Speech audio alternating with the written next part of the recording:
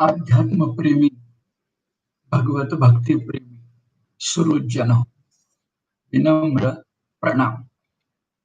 आज आषाढी पौर्णिमा, आषाढी एकादशी नंतरची पौर्णिमा, श्री विठुरायाचा मंगल प्रसाद असणारी पौर्णिमा, श्री व्यास पौर्णिमा, गुरु पौर्णिमा. आणि म्हणून आपण सर्वजण आपल्या गुरुंना, सद्गुरूंना आज विनम्र भावे वंदन करतो. हे वंदन करताना श्री ज्ञानदेवांच्या प्रातिनिधिक शब्द कळेल आपल्याला वंदन करता येईल. ज्ञानदेवांची गुरुभक्ती आपणा सर्वांना परिचित आहे. निवृत्तीनाथांना वंदन करताना ज्ञानदेवांना शब्दही अपुरे वाटू लागतात, कारण ते शब्दातीत थोरवीचं वर्णन आहे. ते ज्ञानेश्वरीमध्ये सामान्यपणे प्रत्येक अध्यायाच्या प्रारंभी आहे आणि ज्ञानदेवांच्या अभंगवाणीतही आहे. मी अभंगवाणीमधले काही शब्द प्रसाद म्हणून, वारसा म्हणून आपणासमोर उद्धृत करतो. गुरुवंदन करताना माऊली म्हणते, गुरु हा संत कुळीचा राजा, गुरु हा प्राण विसावा माझा, गुरु विण देव दुजा पाहता नाही त्रैलोक्य, गुरु हा सुखाचा सागरू, गुरु हा प्रेमाचा आगरू, गुरु हा धैर्याचा डोंगरू, कदा काळी डळमळीना, गुरु घाली ज्ञानांजन, गुरु दाखवी निज धन, गुरु हा सौभाग्य देऊन साधू बोध नांदवी. या शेवटच्या 4 चरणांकडे आपण थोडं लक्ष द्यायला हवं. गुरु सद्गुरु काय करतात, तर आपल्या डोळ्यात ज्ञानांजन घालतात, आपल्याला परमनिधान, परमात्मा, परमेश्वर प्राप्त करून देण्यासाठी प्रयत्न करतात. खरं सौभाग्य आपल्या पदरात बांधतात आणि त्याहीपेक्षा महत्वाची गोष्ट, ऐहिक सुखाची प्राप्ती नव्हे तर परमात्म प्राप्तीची निश्चिती ही सद्गुरु आपल्याला घडवत असतात. हेच एका शब्दात साधू बोध नांदवी. साधू बोध, संत बोध म्हणजेच भक्ती. आणि आपली जी चिंतन मालिका आपण सुरू केली आहे, तिचं नाव आहे भगवद्गीतेतील नवविधा भक्ती, भक्तीचे 9 प्रकार. या संबंधी बोलताना गेल्या भागामध्ये आपण अशा ठिकाणी आलो होतो की भक्ती आणि ज्ञान, भक्ती आणि बुद्धी या संदर्भात मानवी सामर्थ्याचा विचार केला तर काय फरक दिसतो. फरक असा दिसतो की भक्तीची, भगवत भक्तीची क्षमता ही सर्वांजवळ सारखी असते. बुद्धीची क्षमता मात्र प्रत्येक मनुष्य मात्राचा विचार करता सर्वांच्यात सारखी नसते. म्हणजे भक्तीची क्षमता सर्वांपाशी आहे, बुद्धीची क्षमता कमी जास्त आहे. अशा वेळा परमात्म प्राप्तीसाठी बुद्धीचा मार्ग म्हणजे ज्ञानाचा मार्ग याच्यापेक्षा भक्तीचा मार्ग हा अधिक चांगला वाटतो. अर्थात विचार करायला लागलो तर मनुष्य मात्राच्या आत्मोद्धाराचे शास्त्र संमत असे 4 मार्ग आहेत. हे सर्वांना मान्य. मग ज्ञान मार्ग असेल, ध्यान मार्ग असेल, कर्म मार्ग असेल किंवा भक्ती मार्ग असेल, ह्या 4ही वाटा, 4ही राजमार्ग असे आहेत की अंतिमतः तुम्ही परमात्मा प्राप्तीसाठी, परमेश्वर प्राप्तीसाठी जाऊन पोचणार. पण या 4 मार्गांच्या मध्ये कठीण आणि सोपं असा फरक आहेच. या 4ही मार्गांचा विचार केला, जे ज्ञान, ध्यान, कर्म आणि भक्ती, तर याच्यामध्ये भक्ती मार्ग जो आहे हा आत्मोद्धाराचा मार्ग सोपा आहे, सुलभ आहे, सुरक्षित आहे आणि सर्वांसाठी आहे. आणि एकदा आपण या भक्ती मार्गाने जायचं ठरवलं की तुमचे माझे मार्गदर्शक 2 आहेत. एक भक्तिशास्त्र मांडणारे संस्कृत साहित्यात आणि नंतरही मराठीतही भक्तिशास्त्रकार झालेले, आणि दुसरे आहेत आपले संत श्रेष्ठ. हे आपले संत श्रेष्ठ आणि भक्तिशास्त्रकार आपल्याला सांगतात की आत्मोद्धार जर भक्तीनं करून घ्यायचा असेल, भगवत भक्तीनं, तर त्याचे 9 प्रकार आहेत. आता 9 प्रकार याच अर्थी संस्कृतमध्ये 2 शब्द येतात. एक आहे नवविधा भक्ती आणि दुसरा शब्द आहे नवलक्षणा भक्ती. दोन्हीचा अर्थ एकच आहे. पण शब्दाची व्युत्पत्ती, शब्दाचा अर्थ लक्षात घ्यायचा, तर पहिला शब्द आहे नवविधा. आता विधा शब्द उच्चारला तर तो स्त्रीलिंगी आहे. त्या विधा शब्दाचा अर्थ आहे रीती, पद्धती, नवविधा भक्ती. आणि नवलक्षणा भक्ती म्हटलं तर त्याच्यामध्ये लक्षणा हा असा स्त्रीलिंगी शब्द आहे. त्या लक्षणा या शब्दाचा अर्थ आहे व्याख्या, व्यावर्तक चिन्ह, गुणविशेष, अध्याय, प्रकरण आणि परिमाण. 2 शब्दाचा विचार करूया. व्यावर्तक चिन्ह का म्हटलं आणि परिमाण का म्हटलं?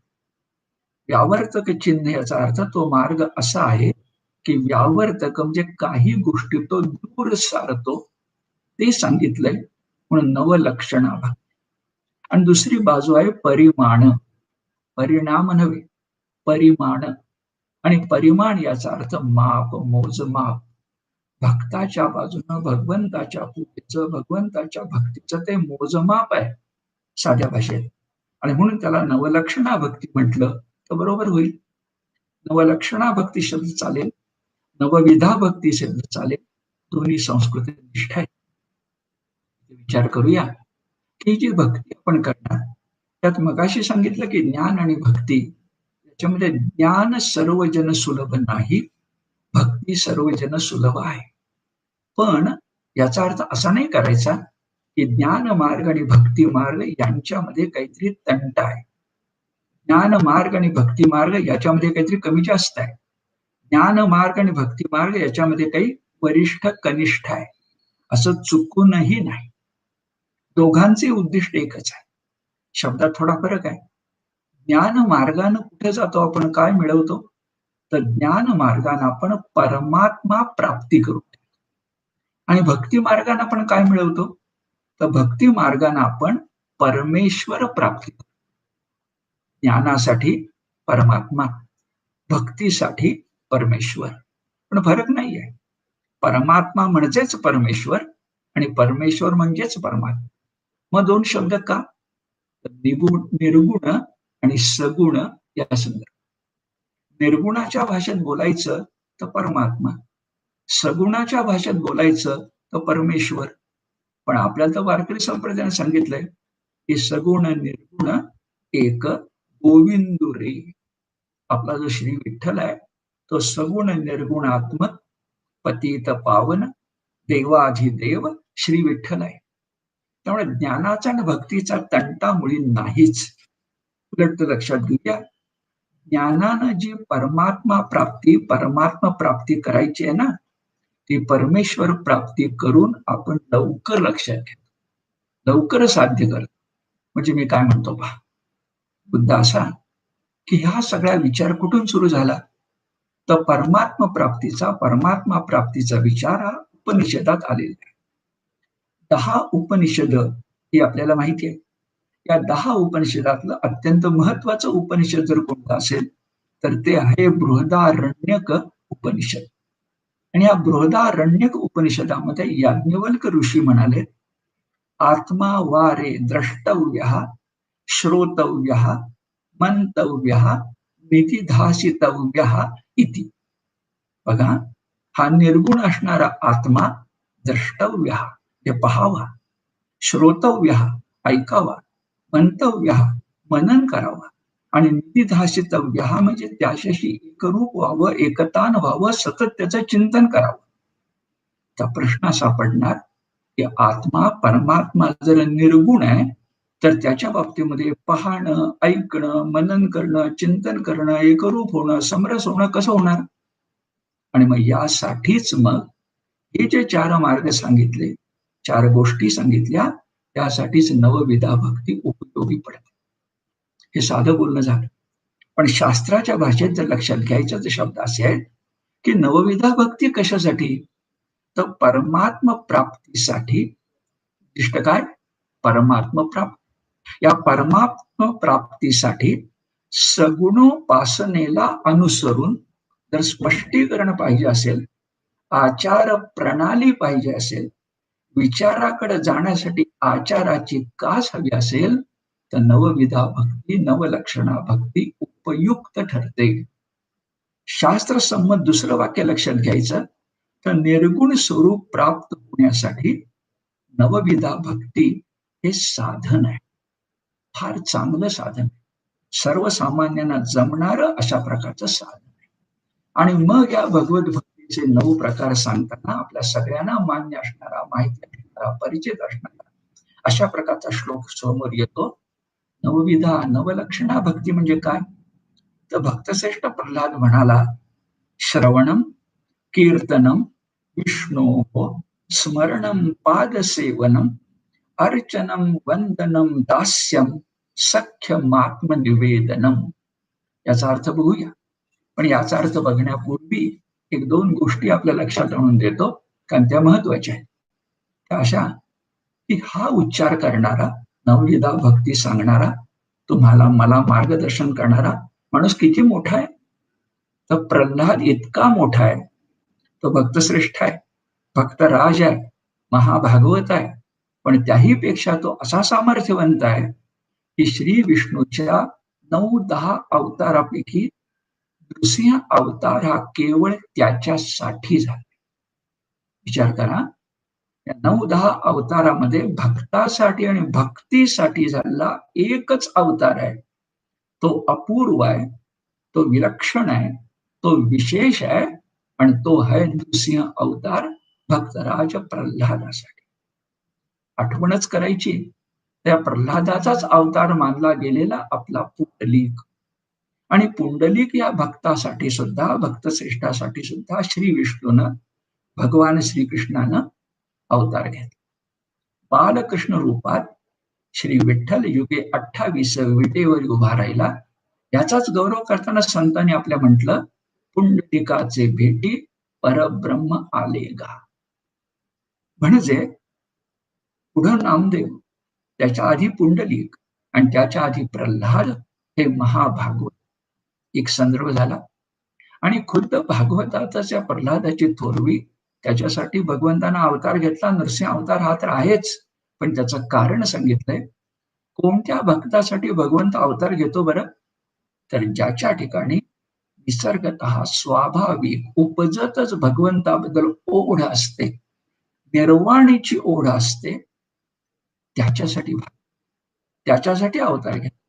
आणि यासाठी साक्ष पुन्हा भागवताचीच आहे. भगवताच्या एका स्कंधामध्ये, एका श्लोकामध्ये सांगितलंय, कसा होता प्रल्हाद? वासुदेवे भगवती यस्य नैसर्गिकी रती. रती म्हणजे आवड, ओढ, अनावर ओढ. कशी? भगवान वासुदेवाच्या ठिकाणी नैसर्गिक म्हणजे स्वाभाविक, साहजिक.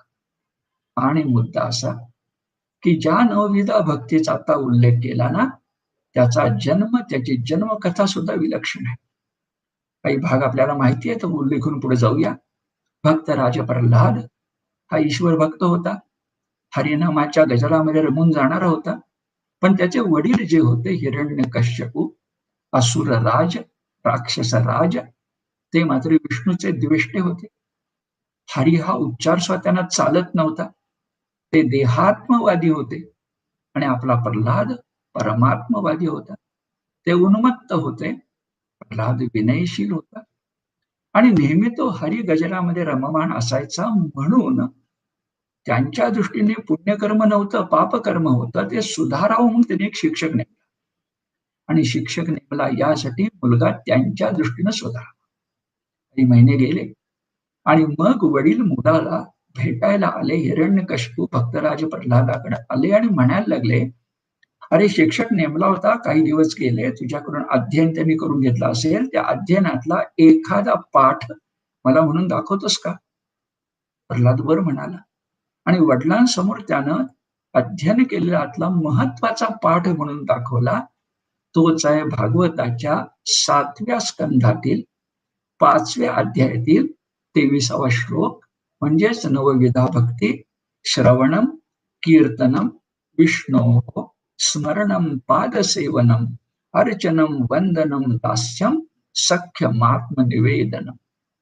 आपण भगवद्गीतेतील नवविधा भक्ती या प्रत्येक भक्तीच्या प्रकाराबद्दल सविस्तर बोलूच, पण आता अखेरीस याचा शब्दचा अर्थ तेवढा लक्षात घेऊ. श्रवणम म्हणजे भगवान विष्णूचं कथा श्रवण. कीर्तनम म्हणजे संकीर्तन, भगवान विष्णूच्या कथेचं संकीर्तन, त्याच कथेचं स्मरण. भगवंताची मूर्ती असेल, अवतार विभूती असेल तर पादसेवनम म्हणजे चरण सेवा. भगवंताच्या मूर्तीचं अर्चनम म्हणजे पूजन, वंदनम म्हणजे मनपूर्वक हृदयपूर्वक प्रणाम. त्या अवतारी विभूतीची किंवा भगवंताची दास्य म्हणजे सेवा. मग अशी चरण सेवा होती, आता संपूर्ण सेवा.